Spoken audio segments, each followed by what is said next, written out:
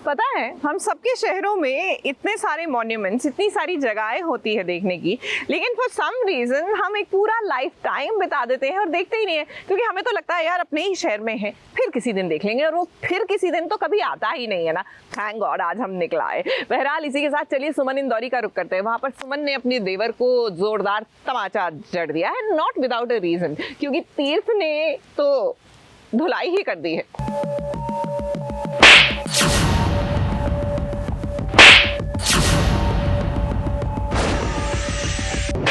तुम्हारा टाइम आएगा।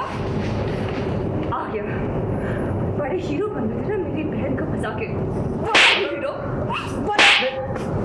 आ गई है भूमि की बहन, सारी हीरोगिरी निकाल रही तुम्हारी। क्यों किया मेरे बहन के साथ ऐसा? तुम्हारी वजह से आज मेरी बहन खुदकुशी करने वाली थी। मना किया था ना मैंने, बोला था, समझाया था ना तुझे कि सुमन और उसकी फैमिली से दूर रहे। हिम्मत कैसी होती, हिम्मत कैसी हुई तेरी? समझ नहीं आता तुझे, समझाओ तुझे। हाँ ये जाओ तुझे, ये छोड़। फिर सुमन ने देखिए कैसे अपने देवर को थप्पड़ मार दिया है।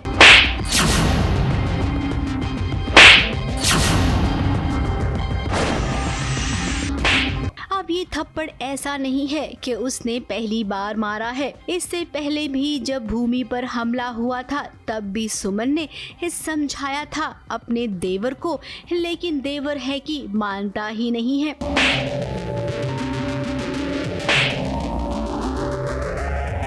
अब भूमि ने आत्महत्या करने की कोशिश की है क्योंकि एग्जाम में चीटिंग करने का इल्जाम लगा है उस पर। तुम्हारी वजह से आज मेरी बहन खुदकुशी करने वाली थी। अब तीर्थ को भी ये बिल्कुल पसंद नहीं आया है। गलत तो गलत ही होता है। आज तीर्थ ने भी अपने भाई पर हाथ उठाया है। हिम्मत कैसी होती, हिम्मत कैसी हुई तेरी? समझ नहीं आता तुझे, समझाओ तुझे। हाँ ये जाओ तुझे, ये छोड़।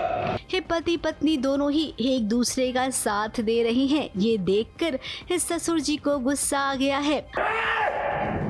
चुप, एकदम चुप। जो रूखे गुलाब, जो बीवी कहती है वो मुंह से निकलता है तेरे इलेक्शन के चक्कर में मित्तल परिवार को बेइज्जती सहनी पड़ रही है। तेरे मतलब के रिश्ते ने हमारी बैंड बजा दी है। सुन, कान खोल के सुन ले, तू भी सुन। आज के बाद अगर किसी ने अखिल पर हाथ उठाया या उस पर इल्जाम लगाया तो ये जो तेरा इलेक्शन का काम है ना, इस घर में नहीं करेगा, बाहर बाहर।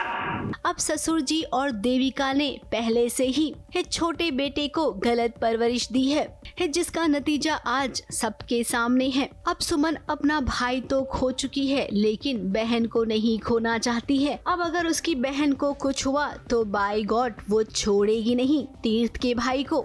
ये बात तीर्थ भी अच्छे से जानता है। ऐसा लग रहा है कि अखिल सुधरने का नाम ले नहीं रहा है और मैंने दो तीन थप्पड़ उसको मार दिए हैं। और वेल पता ये लगा है कि उसने भूमि को भूमि पे गलत इल्ज़ाम लगाया है कि वो चीटिंग करती हुई पकड़ी गई है। बट ये ऑब्वियसली एक गलत इल्ज़ाम है जो अखिल ने लगाया है। एंड मैं गुस्सा हूँ, सुमन गुस्सा है, सब लोग खफा हैं, but Chandrakant sir as usual support कर रहे हैं अपने बेटे को। अब सिचुएशन वाकई में बहुत ही गंभीर है। इस गंभीर सिचुएशन को केवल तीर्थ और सुमन ही समझ रही हैं। बाकी लोगों को तो ये सब ड्रामा लग रहा है। गुस्सा इस बात का नहीं है कि सुमन मार रही है मेरे बेटे को, गुस्सा इस बात का है कि मेरा ही बेटा अपने भाई को मार रहा है। किसके कहने पे? सुमन के कहने पे, जो हमारी दुश्मन है। हाँ, साहिब बलाल अगर उसके पॉइंट ऑफ व्यू से देखे तो सुमन गलत नहीं है, लेकिन चंद्रकांत मित्तल के पॉइंट ऑफ व्यू से सुमन एकदम गलत है। देविका सही है और मेरा बेटा भी सही है। बड़ा भाई होने के नाते मैं एक ही चीज़ करता हूँ कि घर के अंदर कलेश ना हो और जितना इन कलेशों से दूर रहा जाए और अपने परिवार को रखा जाए।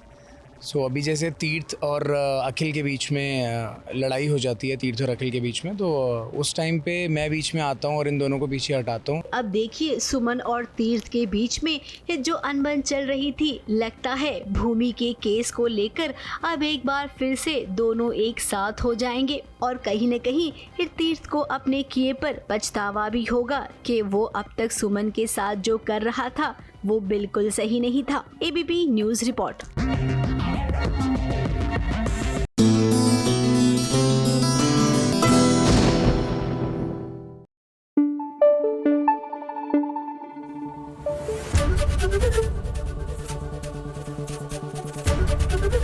एबीपी न्यूज आपको रखे आगे।